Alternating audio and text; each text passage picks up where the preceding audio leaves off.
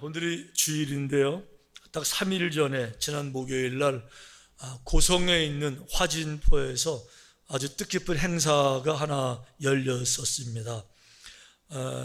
셔우드홀 기념관 혹은 셔우드홀 문화공간, 이런 이름으로 건물을 잘 지어서 개관식을 했는데, 이 셔우드홀, 이분은 그 뒤에 홀자가 이렇게 방, 룸, 건물 이런 걸 말하는 것이 아니고 그냥 성씨의 마지막 라스트 네임이에요. 그러니까 이제 이름은 셔우드, 성은 홀인데, 이 셔우드 홀 선교사님을 기리는 이 행사를, 선교사를 기리는 행사인데 우리 기독교가 한 것이 아니고 고성 군청에 나서서, 군수님이 나서서 직접 이 일을 진행을 하셨어요. 당연히 반대가 많았죠. 왜 기독교 선교사를 기르는 이 일을 고성군청이 돈을 내서 건물을 짓고 38억이 들었습니다. 38억, 일반 고성군청에 기금을 들여서 선교사의 삶을 기념하는 기념관을 짓느냐라는 비판이 많았는데, 이 고성 군수님이 내용을 모두 알고 나니까 이거는 기독교의 일이 아니다, 한 선교사의 일이 아니고 한국 역사다 이거. 그러니까 생생하게 역사를 보존해야 된다. 이렇게 해서 마지막까지 이제 밀어붙여서 이 행사가 진행이 됐는데 정말 너무너무 뜻깊은 행사였었어요. 저도 이제 이 자리에 참석해서 보면서 사실 여기 가기 전까지는 이 셔우드홀 선교사님에 대해서 잘 몰랐었어요. 왜 그런가 하면 이분이 나중에 알고 보니까 우리 한국 선교사님들 중에서 뭐 언더우드, 아펜젤러, 그분들 정도의 많은 영향을 끼친 훌륭한 분인데 이분의 자료가 숨어 있었던 거예요. 돌아가신 지 오래됐고 이분 역사 자료는 미국 본부에다 있었으니까 몰랐었는데, 그게 발굴이 되면서 확인해 보니까 와우, 한국 역사에 이렇게 큰 공헌한 분이 이 셔우드홀 선교사님의 가문이었었어요. 자, 이 셔우드홀 선교사님을 말하기 전에 셔우드 선교사님의 어머니 선교사를 말해야 되는데, 그 어머니가 로제타 셔우드홀, 이름이 로제타입니다. 미들네임이 셔우드, 마지막 이름이 홀인데, 이 로제타 선교사님 한번 사진 보여주세요. 이분이세요. 이분이 25살에 미국에서 필라델피아 의과대학을 졸업하고 의사가 된 상태에서 25살 아가씨로 한국에 선교사로 들어와요. 자, 아펜젤러 언더우드가 1885년에 들어왔는데 그분들 들어온 다음에 딱 5년 후 1890년에 한국에 오게 되는데, 왜 그런가 하면 미국에 소개된 조선 땅이 너무 흑암의 땅, 미지의 땅, 가난의 땅, 고통의 땅이에요. 의사들이 없단 말을 듣고 내가 의사로서 한국에 가서 선교해야 되겠다, 이렇게 해서 25살에 의사가 돼서 한국에 들어왔어요. 근데 이제 이분이 한국에 들어왔을 때 한국의 상황이 어떤 상황이었는가 하면, 한국은 500년 동안은 조선의 유교 문화에 짓눌려 있었어요. 여성들은 인간의 대접을 받지 못했었어요. 남존여비, 이게 유교의 아주 중요한 핵심 포인트잖아요. 남자는 귀하고 여자는 그렇지 않잖아요. 남녀칠석 부동석, 어디 여자들이 대낮에 밖에 돌아다녀요? 절대 못 그러죠. 이러는 상황 가운데서 여성들은 이 병원 진료를 받지를 못해요. 왜 그런가 하면 다른 남자들한테 자기 몸을 맡기지를 못하는 거죠. 이 문화 자체가 금지된 거예요. 그러니까 여자들은 빈부 고아를 막론하고 어떤 여자든지 간에 병에 걸려도 병원 치료를 못 받는 거죠. 이러는 가운데서 이 로제타 셔우드홀 이분이요, 최초로 여성 전문 병원을 만듭니다. 바로 보구여관, 이 보구여관이에요. 자, 여관이라고 말을 하니까 호텔인 줄 아는데 호텔이 아니고요, 여성들을 위한 관공서 이런 거예요. 여성 전문 병원을 만들어서 여성 환자들을, 이게 사진인데 집중적으로 이분이 이제 비로소 치료하기를 시작해요.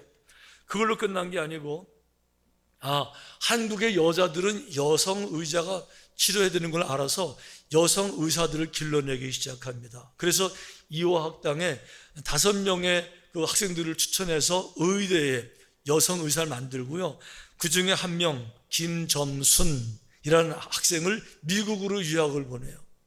미국 볼티모어에서 의대를 졸업하고 의사가 되고, 그런 과정에서 미국 유학생 박씨 성을 가진 사람을 만나서 이제 남편 성 따라서 김 씨가 박씨로 변하게 되고, 미국 감리교회에서 이름도 바꿔요. 점순을 애쓰도록. 이제 그래서 미국 감리교회 정식 선교사로 미국 감리교 후원을 받아가지고 한국 사람이 미국 사람 후원 받아가지고 한국으로 들어오는데, 이분이 한국 최초의 여성 의사인 박에스더 의사예요. 박에스더 선교사예요. 이런 일들을 이제 이분이 잘 감당을 이제 하는 거였죠. 그런데 이분이 아주 힘든 일을 당하는데, 25살의 아가씨로 한국에 들어왔는데, 한국에 와 보니까 총각으로 와 있는 그 선교사가 있어요. 윌리엄 홀 선교사. 그분하고 결혼했죠. 그 설라의 아들, 딸 둘을 낳게 되는데, 결혼한 지 5년 만에 자기 남편이 한국에서 장티푸스에 걸려요. 그 이질병이죠. 한국에 많았던 장티푸스. 그리고 돌아가세요. 그 아이들 둘 낳고, 그리고 이제 살았는데, 남편 선교사가 죽으니까 너무 큰 충격을 받고 3일 무너져 내리니까 어쩔 수 없이 삶을 추스리려고 다시 이제 애들 데리고 미국으로 들어갑니다. 미국 들어갔지만은 거기서 사는 것이 아니라 조선을 잊을 수가 없어요. 다시 나올 준비하는데, 이분이요 아주 성실한 분이세요. 자, 한국에 5년 동안 있으면서 한국말을 다 배웁니다. 그리고 이제 남편은 죽어서 미국에 들어가서 삶을 추스리는 그 사이에 최초로 한국 맹인들을 위한 점자를 만들어요. 당시 한국에는 점자라는 개념이 아예 없었었어요. 그런데 미국은 이미 점자가 있었잖아요. 그러니까 미국 점자를 통해서 그거를 한국말로 번역해서 한국말을 점자로 만드는 것을 완성해 가지고 들어와서 한국에 와서 이분이 맹인 학교를 열어서 맹인들을 가르치면서, 여기 나오네요. 로제타 샤우돌이 만든 한국 최초의 한글 점자 교재예요. 이분에 의해서 한국의 점자가 시작이 된 거예요. 어마어마한 거예요. 이걸로 이제 끝나는 것이 아닙니다. 이분이 이제 남편이 돌아가셨는데, 그럼에도 불구하고 이제 생활하셨는데, 딸도 죽어요. 딸도 또 풍토병으로 딸이 5살에 또 딸이 죽습니다. 그러면 남편도 죽고 딸도 죽고 이 땅에 정말 살기 어렵잖아요. 그런데 미국 돌아가기를 원하지 않고 여전히 한국 땅에 남아서 43년 동안이나 한국 땅에 살면서 선교 활동을 하시다가 돌아가시고 지금 양화진에 계세요. 자, 이번에 딸은 죽었는데 이제 아들 하나 남아 있잖아요. 이 아들을 잘 키우면서 미국으로 보내서 의사로 키워요. 그 아들에게 자신의 미들네임 샤우드라는 이름을 붙여서 그 아들이 샤우드 홀, 엄마는 로제타 샤우드 홀, 그 아들은 이름이 샤우드 홀 이렇게 되어 있는데, 이 샤우드 홀이 이제 목사가 되고 의사가 돼서 다시 한국으로 돌아왔어요. 돌아왔는데 당시에 일제 치하잖아요. 그 일본 사람들이 얼마나 못된 일을 많이 했습니까? 거기에 이제 항거하는 거죠. 그래서 그 일제에 대해서 이제 거부 운동을 하고, 그리고 이제 그들을 비판하고, 우리 한국 사람들을 위해서 독립운동을 돕고 이러다가 이제 일제로부터 추방을 당해요. 강제로 이제 쫓겨나는 거죠. 생이별됐어요. 엄마는 남아있는데 아들을 쫓아낸 거예요. 그런데요, 중요한 건 이분이 쫓겨나가기 전에 한국에서 한 것이 너무너무 위대한 거예요. 당시 한국에는 6.25 전쟁으로 죽은 사람들보다도 폐병으로 죽은 사람이 훨씬 더 많아요. 그리고 이미 일제시대뿐만 아니고 한국 이 땅뿐만 아니라 전 세계가, 당시는 항생제가 발견되기 전이에요. 페니실린 이게 없던 때거든요. 폐병은 그 죽음의 병이었잖아요. 한국의 폐병 환자들이 얼마나 많아요. 그러니까 한국은 전쟁으로 죽은 사람보다도, 폐병으로 죽은 사람보다도 전쟁으로 죽은 사람이 숫자가 적을 정도로 폐병이 너무 많은 거잖아요. 이러는 상황에서 정부가 대책을 강구할 방법이 없어요. 조선 정부가 무능하고 힘이 없잖아요. 그럴 때에 바로 샤우드 홀 이분이요, 폐병 환자들을 위해서 정부가 못한 일을 하기 시작합니다. 이분이 만들어낸 것이 그 유명한, 여러분들 잘 아시는 크리스마스 실이에요. 여러분 기억나세요? 크리스마스 씨를 그 우표처럼 만들어져 가지고 그 돈 주고 사게 되게 되면 우표 옆에 붙이는 거, 우표는 아닌데 이게 이제 두 가지 효과가 있었어요. 하나는 전 국민들에게 폐결핵을 어떻게 치료해야 되는가를 경각심을 주는 일을 했어요. 그러니까 폐결핵은 이렇게 침으로 혹은 호흡기로 전파가 되는 거니까 환자들을 가까이 하지 말아라. 이 씨를 사고 팔면서 이런 교훈들이 전국에 퍼졌고요. 또 한 가지는 기금이 만들어졌잖아요. 이걸 가지고 폐결핵 병원들을 짓고 환자를 돌보고 이 일을 그분이 하신 거예요. 그런 이런 와중에서 일제에 의해서 이제 이분은 이제 강제 추방이 됐지만 그 일이 계속 번창이 되는데 고성에 가게 되면 기념관에 가게 되면 그 세일들 남아 있어요. 이거 사진 보이네요. 이런 일들을 이제 이분이 다 한 겁니다. 중요한 거는 이분도 한국을 조선을 얼마나 사랑했는지 외국에도 돌아가셨는데 이분의 유언이 뭐였는가 하면 내가 죽고들랑 내 시신을 한국 땅에 묻어주세요. 이게 이분의 유언이었었어요. 이래가지고 이분은 외국에서 자기 나라로 돌아가셨는데 죽어서 시신이 돼서 다시 한국으로 와서 양화진에 지금 묻혀 계시는데 양화진에 이분 가족이 다섯 분이 묻혀 계세요. 저기 왼쪽에 안경 쓴 할머니가 이제 로제타 셔우드홀 선교사 1호로 오신 분이고 저 뒤에 서 계신 분이 셔우드홀 선교사님. 이분 추방당해서 돌아가셨지만 시신이 돼서 다시 한국에 오신 분이고 옆에 그 여사가 이분의 사모님. 또 사진은 없지만은 로제타 홀의 남편 선교사님 또 이분의 5살짜리 딸 5명이 지금 양화진에 붙여 계시는데 이분에 대한 그 여러 가지 그 보고가 많이 없었었는데 다행히 로제타 선교사님이 평생 일기를 쓰셨어요. 자필 일기를 쓰셨어요. 이게 이제 발견되게 되면서 이분의 사역, 업적, 열매가 드러나게 되면서 요즘 재조명이 되어지고 고성에 지금 기념관이 생겨지게 됐어요. 자, 오늘은 태도 시리즈 4번째 시간이고요. 주제가 성실입니다. 사실 저는 목사로서 이제 순서가 다 정해져 있으니까 이번 주 성실 설교해야 되니까 늘 다니는 곳마다 성실 묵상하고 스스로 정리하고 그러는데 이번 그 로제타 선교사님의 삶을 조명해 보니까 정말 성실 그 자체였었어요. 일단 25살에 의대를 졸업하고 의사가 됐다는 거는요 성실하게 공부한 거예요. 남들 놀 때 놀지 않고 잘 때 자지 않고 정말 공부하기가 얼마나 재밌어요. 여러분 공부하는 게 얼마나 신나요, 여러분. 정말 그래요? 1000만 번 들어도 듣기 싫은 말 공부해. 공부 정말 하기 싫잖아요. 여러분은 모르겠는데 저는 그랬어요. 하여간 공부 정말 힘들었어요. 근데 25살에 성실하게 공부해서 정직대학에 졸업하고 의사가 돼요. 자, 한국에 왔습니다. 남편도 죽었어요. 딸도 죽었어요. 그럼에도 불구하고 포기하지 않고 선교사의 삶을 평생 진행해요. 자, 환자들을 돌볼 때 앉는다고 말하지 않고 자신의 피부까지 떼어서 피부 이식까지 해나가면서 살려내요. 정말 충성이고요, 진실이고요, 성실이고요, 전심이고요. 그 마음을 다 하는 거예요. 자녀까지 의사를 만들어서 선교사로 또 들어오게 만들어요. 그리고 한국 사회에서 이 폐렴, 정부도 못하는 일을 한 개인이, 일가가 폐렴과 전쟁을 선포하고 그 일을 만들어서 승리하게 되는 거죠. 와, 정말 탁월한 거예요. 놀라운 성실의 열매예요.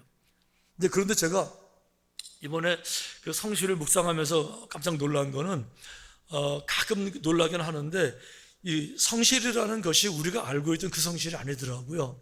성실이라는 것, 우리는 수많은 단어, 그 명사로 되는 그런 단어, 뭐 성실, 책임, 사랑, 인내, 뭐 얼마나 많은 단어들이 있어요.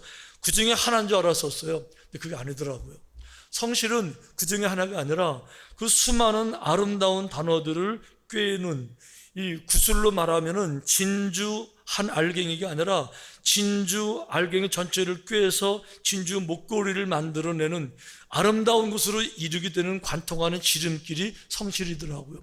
웬만한 건 성실에 다 걸려 있어요. 모든 아름다움은, 모든 성공은, 모든 축복은, 모든 풍요는, 모든 행복은, 모든 평화는 이 성실로 다 걸리더라고요. 더 중요한 거는 이제 보니까 성실은요, 왜 성실이 이렇게 많은 역량, 능력을 가지고 있는가 하면, 성실은 하나님의 태도, 하나님의 성품 그 자체 중에 하나가 성실이더라고요. 우리는 하나님을 상징하는 단어들을 많이 성경에서 찾아내서 불렀어요. 예를 들면 거룩하신 하나님, 네, 그렇죠? 하나님이 거룩하셔서 거룩하신 하나님 이렇게 부르는 거예요. 전능하신 하나님, 왜 그렇죠? 그분은 전능하시니까 전능하신 하나님이세요. 그런데 성경은 또 한 가지, 성실하신 하나님 이렇게 불러요. 왜 그렇죠? 하나님 자체가 성실이신 거예요. 오늘 우리가 읽은 예레미야 애가는, 그 애가는 슬플래, 눈물 흘리는 그 아픈 걸 상징하는 거죠. 예레미야는 눈물을 상징하는 거예요. 이스라엘이 바벨론 포로가 된 상태에서 포로된 삶의 고통의 아픔을, 민족의 패망의 절망의 슬픔을 고백하는 노래가 애가예요. 여기 보게 되니까 포로로 끌려갔습니다. 자, 10년 지납니다. 20년, 30년. 우리의 조국은 완전히 황폐가 됐습니다. 모든 건물은 다 무너졌어요. 사람은 다 죽었습니다. 건강한 사람이요 몽땅 노예로 끌려왔습니다. 노예로 끌려와서 노예로 수십 년 살아가는 도중에 모든 희망이 다 사라졌어요. 그래서 슬퍼하고 우는 거죠. 이렇게 울어요. 스스로 이르기를 나의 힘과 여호와께 대한 내 소망이 끊어졌다 하였도다. 내 고초와 재난, 고쑥과 담즙을 기억하소서. 그러니까 누가 강조를 하는 것이 아니라 내 스스로 날 돌아보는데 내 모든 힘이 다 소진됐습니다. 소망이요 다 끊어졌어요. 절망이라는 거죠. 아니, 노예가 무슨 희망이 있습니까? 내 고초, 설명이 안 돼요. 정말 뼈를 깎는 것 같습니다. 재난이요, 이건 인간의 삶이 아닙니다. 이건 짐승보다 못한 노예예요. 그러니까 쓴 것의 상징, 쑥, 담즙, 쓸개, 이게 지금 내 삶입니다. 괴롭습니다. 이렇게 울어요. 우니까 기도해요. 하나님, 너무 힘듭니다. 너무 힘듭니다. 그런데요, 기도하면서 점점 느껴지는 게 있습니다. 기도하다 보니까 내가 지금 누구에게 기도하는 거지? 맞아, 하나님께 기도하는 거지. 하나님은 어떤 분이시지? 그분은 자비가 넓으신 분이고 인자가 크신 분이고 긍휼이 무궁하지. 맞아, 그분은 사랑의 하나님이시. 이게 기억이 나는 거예요. 그렇게 기도하다가 이렇게 말합니다. 여호와의 인자와 긍휼이 무궁하심으로 우리가 진멸되지 아니함이니이다. 맞아, 그분은 긍휼이 풍성하신 분이야. 이거 하다가 갑자기 기억나는 게 있어요. 하나님께서 예루살렘을 멸망시키시기 전에 약속하셨어요. 멸망당해서 다른 나라에 끌려가게 되겠지만 거기서 진짜 회개하고 믿음을 지키면 70년 만에 너희 백성들이 돌아올 것이다. 그 말씀이 기억나요. 근데 그 말씀만 기억난다고 은혜가 되는 게 아니에요. 왜 그런가 하면 70년 만에 회복시켜 줄게라는 말씀이 기억나지만 말씀을 하신 분이 예를 들면 성실하신 분이 아니라고 하면 가짜 약속이잖아요. 거짓말장이라 그러면 소용없는 거잖아요. 변덕장이라 그러면 무슨 의미가 있어요. 그런데 뭐가 기억나요? 하나님은 성실하신 분이 기억나는 거예요. 그러니까 이것들이 아침마다 새로우니 주의 성실하심이 크시도소이다. 성실하신 분이 약속하셨으니까 반드시 성실하심에 따라서 약속을 이루실 거야. 이게 내가 확신이 되니까 기도하기 전에는 힘들어서 기도했는데, 절망 가운데 기도했는데, 기도하는 가운데 하나님이 알게 되고 느끼게 되고 확신이 되게 되니까 뭐에 대해서? 그분의 사랑에 대해서, 그분의 인자에 대해서, 그 사랑과 인자를 보증하는 그분의 성실하심에 대해서 확신이 되니까 성실하신 하나님이 약속을 어기지 않으실 거야. 이게 느껴지는 순간에 힘이 살아나고 용기가 살아나고 능력이 살아나더라. 할렐루야. 이 얘기하는 거예요. 여러분, 그러니까 누구든지 인생을 살면서 정말 힘들고 어려운 일 당하는 사람들 여러분 기도하셔야 돼요. 예. 절망 중에 있습니까? 절망되시면 기도하셔야 돼요. 더워도 새벽에도 일어나시고요. 7월달도 일어나시고요. 겨울에도 일어나시고요. 기도하는 거, 기도하다 보게 되면 그 은혜가 내가 임하게 되고요. 하기 전에는 절망이었는데 기도 끝날 때는요, 능력으로 일어나게 될 줄로 믿습니다. 중요한 건 이거예요. 하나님은 성품이 성실하세요. 여러분, 그래서 신앙생활 하면서 한 가지 아셔야 되는 게 뭔가 하면, 구원은 모든 사람들에게 보편적으로 다 진행되는 겁니다. 심지어 힘드니까 구원이 필요한 거예요. 어려움을 당하니까 구원이 필요한 거예요. 그러니까 상한 갈 때도 구원받을 수 있어요. 꺼져가는 심지어도 구원의 자격에 아무런 문제가 되지 않습니다. 그래 구원받는 거는요, 어느 누구나 죽게 나오라 이렇게 하는 거예요. 그런데요, 구원받는 건 이거예요. 구원을 받는다는 것은 내가 지금 구원이 필요한 사람이에요. 약자예요. 내가 이것이 없으면 안 되는, 도움을 필요로 하는 이런 사람들입니다. 일반적으로 말하면 보편적인 사람들이라 이런 거예요. 그러니까 일반적으로 보편적으로 살아가는 것은요, 그저 이렇게 믿음을 가지고 믿음만 가져도 주님만 믿어도 구원을 받을 수가 있는데, 그거 말고 이번에는 하나님 편에서 생각하는 거예요. 하나님께서 이 어리석은 백성들, 죄인된 백성들, 무지한 백성들을 사람을 통해서 누군가를 보내서 구원해야 되는데 내가 누구를 보낼까? 누구를 도구로 쓸까? 누구를 일꾼으로 삼을까? 이거는요, 아무나 다 되는 게 아니에요. 거기에는 조건이 붙는 거예요. 그 조건이 뭐냐? 한 가지, 가장 중요한 한 가지, 그게 바로 성실함이라는 거죠. 성실해야만이, 그런 자리에 성실한 사람만이 지도자가 될 수 있고요, 성실한 사람만이 탁월한 사람이 될 수가 있는 거죠. 보편적으로 살아가는 거 말고, 예를 들면 우리 한국에 고속도로 너무 잘 돼 있잖아요. 고속도로 가다 보면 사방에 산이고 사방에 들판인데, 그 들판을 바라보면요, 사방에 잡초들이 다 자라나 있어요. 잡초는 누가 기르지를 않아도, 거름을 주지 않아도 자기들이 자라고 그 속에 살다가 죽고 끝나고 말아요. 그러니까 잡초로 살아가는 건 아무나 다 할 수 있습니다. 근데 잡초 말고 화초로 살아가는 거, 예, 명품이 되는 거, 다른 말로 말해볼게요, 탁월한 존재가 되는 거, 지도자가 되는 거, 이거는 한 분야에 국한된 게 아니에요. 모든 분야가 다 그렇다는 겁니다. 모든 분야가, 모든 사람이 다 잘하는 것이 아니고 각 분야마다 탁월한 분들이, 탑에 있는, 이끌어가는 분들이 따로 있는 거예요. 예를 들면 경제만 해도 경제에 성공한, 사업에 성공한 탁월한 CEO가 있는 거고요. 그 CEO 한 사람 때문에 수많은 그 직장, 그 종업원들, 그 회사원들이 먹고 살고 자녀들도 기르고 생활이 돌아가는 거죠. 이러고 보니까 성실은 모든 것들을 탁월하게 이루게 하는, 중간에 포기하고 싶고 관두고 싶고 게으름 부리고 싶고 이게 모든 걸 파괴하게 하는, 탁월함에 이르게 하는 하나님이 만드신 쇼컷인 줄로 믿습니다. 성실한 사람들은요, 인생을 살다 보면 많은 것을 가질 수 있지만, 성실한 사람들이 갖지 못한 거 한 가지가 있어요. 성실한 사람들은 자신의 주머니에 넣고 다니지 않는 게 한 가지 있습니다. 자, 그리고 주머니를 열어보게 되면요, 지갑에 나오겠죠. 지갑에 이제 현찰도 좀 있을 것이고, 여러 가지 신분증이 있을 거예요. 이수주머니 열어보게 되면 이제 손수건도 있을 것이고, 많이 있을 텐데, 성실한 사람은 아무리 열어봐도, 아무리 털어봐도 한 가지 없는 게 있어요. 그게 뭐예요? 핑계. 성실한 사람은 자기 인생에도 절대로 핑계를 대지 않아요. 핑계라는 말은 무슨 얘기인가 하면, 진짜 이유는 따로 있어요. 이게 안 되는 이유, 이게 실패한 이유, 이거를 못하는 이유, 진짜 이유는 따로 있는데, 진짜 이유를 말하게 되면 내가 책임을 져야 돼요. 그러니까 내가 책임을 피해가기 위해서 그럴듯한 가짜 이유를 대서 사람들을 속이는 거죠. 다른 사람 속아 넘어가니까 살짝 이제 그 면피하고 도피하고 늘 거짓말로. 이건 여러분, 성실하지 않은 사람들은 이 핑계라는 것을 인생의 무기를 가지고 살아요. 그래서 모든 일을 감당하지 못한다면 무엇 때문에, 누구 때문에 늘 핑계를 대고 빠져나가는데, 성실한 사람은 여러분 절대로 핑계가 없어요. 우리 인생에서 성실함, 많은 단어 중에 하나인 줄 알았더니 이제 보니까 성실함은요, 모든 탁월함으로 이루는 아주 최선의 쇼컷, 지름길이고요, 주님의 길이고요.